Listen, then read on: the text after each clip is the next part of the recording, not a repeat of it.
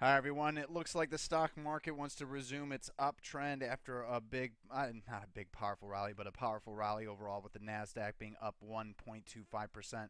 The Russell 2000 leading the way up 1.41%. Due to the impressive move in the Russell 2000, despite volume being below average, it's close enough to a new high that I want to go ahead and get out of the hedge position because it opened up that day that I took the hedge that day. The Russell 2000 opened at 1200. So despite it not being at new all-time highs past 1208, the fact that it closed at 1205 puts it above the high day of that day. So the SRTY hedge is coming completely off, and the SQQQ hedge, 50% of that's coming off with today's powerful move in the Nasdaq. Move to the new high ground in the Nasdaq, and the rest of that hedge will come off. But the rally today came with a lot of supporting stocks. We had Chipotle Mexican Grill break out with a pocket pivot point. We had solar stocks like ReneSola give a move right off the 200-day moving average, looking like it's going to move up. And there were plenty of other stocks out there. ARGS is an IPO that had a move in it. So there's a lot of stocks out there that look like they want to move. But let's go ahead and get to the ones that we have. JSO is giving another, basically after giving a viable signal on the 14th, it had earnings the morning of the 17th.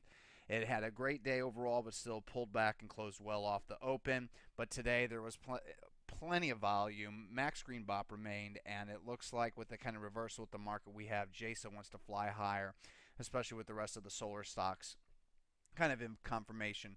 We're watching SunPower for a move above the 50-day moving average, and First Solar, and is kind of confirming with SOL. So JSO is going to be a 2% add. I'm also adding to my GCAP position, Gain Capital Holding. This is a very high quality stock with huge earnings and sales growth the past 3 quarters. Also, besides that, we're going to go ahead and initiate new positions in XEC. That's going to be a 2% position. PODD is going to be a 2% position. All of these stocks have decent fundamentals that definitely confirm the technical patterns. Taro is also going to be a 2% position. Taro is one you need to be careful with because despite its 114 price tag, the stock is very thin, averaging only about 50,000 shares a day. So make sure you do use limit orders on this one. Speculative Nature SCV, this is one I alerted yesterday to watch intraday today for a breakout. We got that today. Some members caught this intraday. If you didn't, it's okay.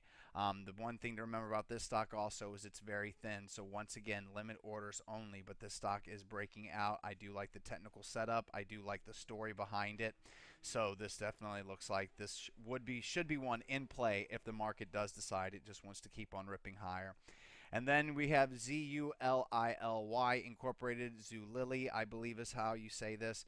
The earnings per share and the sales growth in this Chinese stock the past 8 quarters has been astronomical. One of the biggest sales growth stocks out there.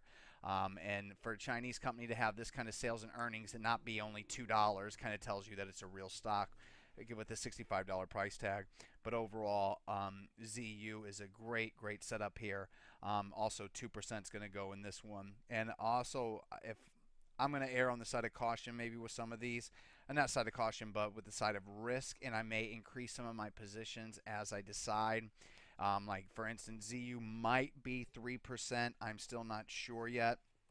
And XEC might be 3% only because I like both of those securities with their price tags and their volume. PODD is a good one. It's just not great. And once again, there's not enough green on this chart for me to really be excited about it. ZU, on the other hand, is a different story, and XEC is just a tried and true oil stock. Breaking out to a new high, and a lot of oil stocks are moving. Besides that, we only have one other partial sell. EVC is closing below the 10-day moving average on above average volume, and it's losing a little bit of its green bop. And so since it had such a negative divergence compared to the overall market, and our gains are turning into losses, we'll go ahead and be getting out of 25% of that position. But that's it. The market looks like it wants to resume higher. Still, we're in the neutral zone. We haven't hit new highs yet in the indexes. If we do, obviously, we'll be back under a full-on buy mode, looking to increase size and use margin.